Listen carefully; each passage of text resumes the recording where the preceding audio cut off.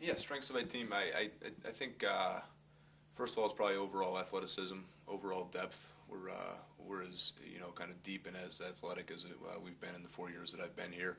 So I think we got to start there. I really like our senior class. I think that's clearly a strength. I like our leadership from the three captains who. Brent Adams, Charlie Cipriano, Brendan McDague, those guys have really done a good job of just setting the table for us here. I like our freshman class, and I just like the overall chemistry. I think right now our team just kind of gets who we are currently, who we want to be, and I think we all kind of have a single goal and kind of mission in mind. Yeah, I think the biggest thing is I would just like us to be more consistent.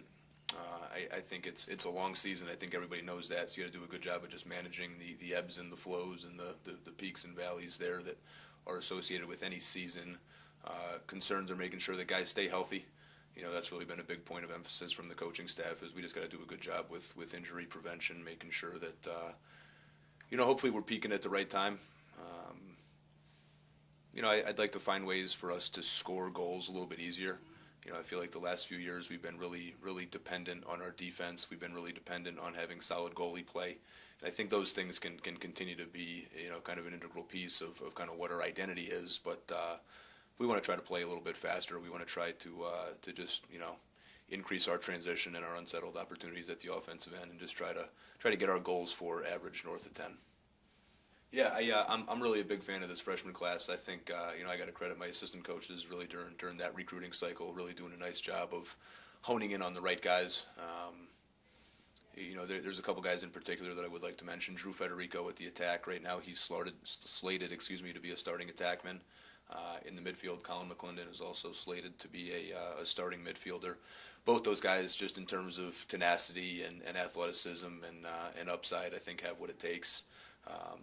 Defensively, there's a couple guys, Max Buchanan down low, who's just, he was a great football player, Don Bosco in high school, and he kind of has those football characteristics, that translate on the lacrosse field. Just a tough kid who has good footwork and hard-nosed, and then a guy, Brian Berry, who right now is playing the short stick defensive midfielder position for us, and he, pound for pound, he's one of the tougher guys we have on the roster right now, and then there's a few other guys. There's a fellow like Tristan Sperry. There's a guys like Nick Guida, Cam Parker, Tommy Lukovic. I mean, I think top to bottom that's a pretty impressive class.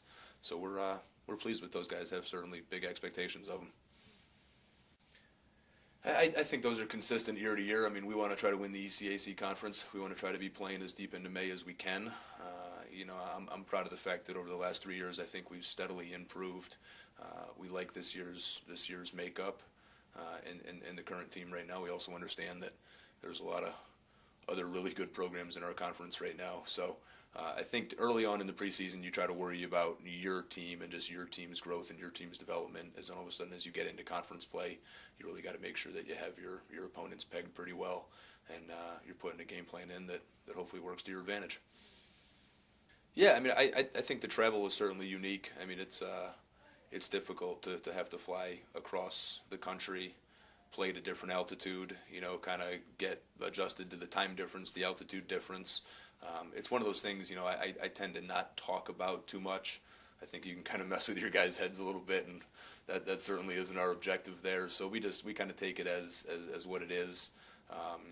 I also look at it as a positive on a lot of different fronts. I mean, from a recruiting standpoint, just to get Fairfield's name brand out to some of these non-traditional areas, I think can be a real benefit to us. And the conference as a whole is really competitive, so we're proud to be a member.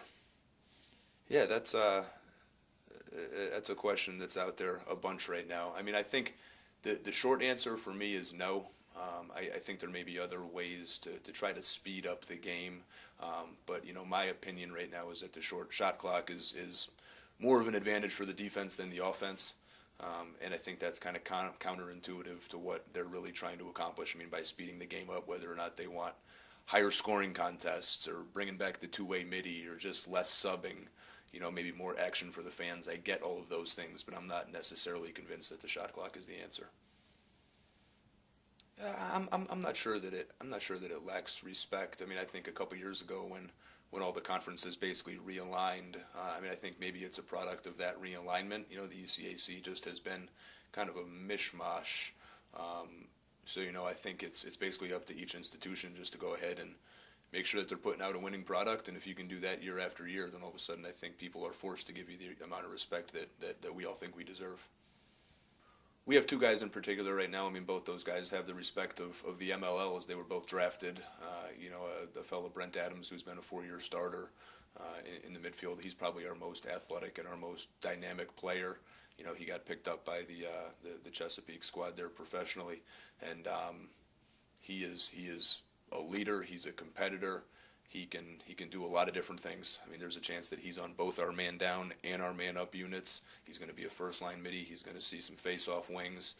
Off at timeouts, he may go in and play short stick. We're going to try to ask him to run from defense to offense. We're going to ask a lot out of him. So I'm confident that Brent is up to the challenge there, and we think. We think he's a special one. I think he certainly has All-American potential. Then in goal, Charlie Cipriano. Charlie Cipriano was picked up by the Denver Outlaws, professionally there, and he was just ECAC goaltender of the year last year.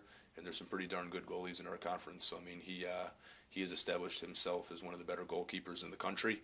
And the thing I really like about Charlie is he's just dependable. You kind of know what you're going to get from Charlie every time that he steps out on the field, whether it's practice or whether it's a game.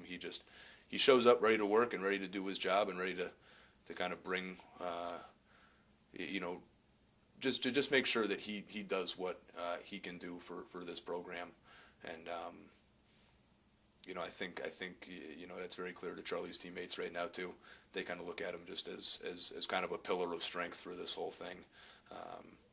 But yeah, I think you look at Charlie and Brent, and I think a lot of this season's success or lack thereof, I think is largely going to fall on kind of those guys' performances, those guys' efforts, and just making sure that they do their job as leaders right now too. Just making sure we're ready to go each and every game. Yeah, I mean, I got a whole lot of respect for Michigan. I mean, you add an institution of that academic caliber, and certainly all the successes that they've had athletically. I mean, when the University of Michigan says they're going to do something, you're fairly confident that they're going to try to do it the right way.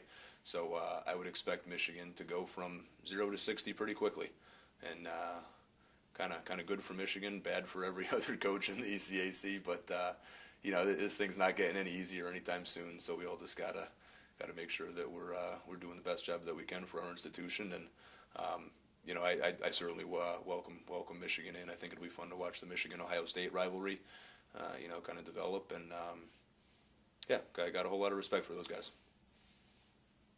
I mean, for our program, I would like us to keep building and keep developing.